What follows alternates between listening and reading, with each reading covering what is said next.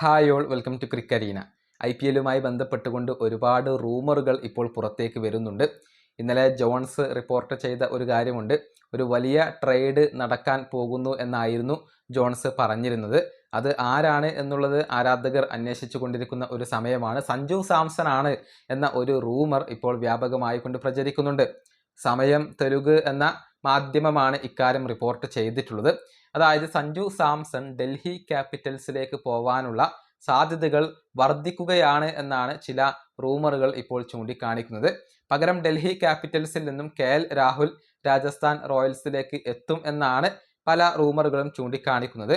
പക്ഷേ ഇക്കാര്യത്തിൽ കൺഫർമേഷൻ ലഭിച്ചിട്ടില്ല. അങ്ങനെയൊരു ഊഹാപോഹങ്ങളാണ് ഇപ്പോൾ പ്രചരിച്ചുകൊണ്ടിരിക്കുന്നത്. ഇനി SRHുമായി ബന്ധപ്പെട്ടുകൊണ്ടുള്ള ഒരു അപ്ഡേറ്റ് കൂടി ലഭിച്ചിട്ടുണ്ട്. അതായത് ഇഷാൻ കിഷന് വേണ്ടി 2 ടീമുകൾ ഇപ്പോൾ ശ്രമിക്കുന്നു എന്നാണ്. അതിലൊന്ന് മുംബൈ ഇന്ത്യൻസ് ആണ് എന്നുള്ളത് നേരത്തെ ഉറപ്പായി കഴിഞ്ഞ കാര്യമാണ്. SRH ഇപ്പോഴും നിലപാട് വ്യക്തമാക്കിയിട്ടില്ല. ഇഷാനെ അവർ കൈവിടുമോ എന്നുള്ളത് കാത്തിരുന്നു കാണേണ്ട കാര്യമാണ്. കൂടാതെ പല ക്ലബ്ബുകളും ട്രേഡ് നടത്താനുള്ള ഒരുക്കത്തിലാണ്. അതായത് Chennai Super Kings, KKR, Delhi, Rajasthan Royals എന്നിവരൊക്കെ ട്രേഡുകൾ നടത്തിയേക്കും എന്നാണ് റൂമറുകൾ ചൂണ്ടിക്കാണിക്കുന്നത്.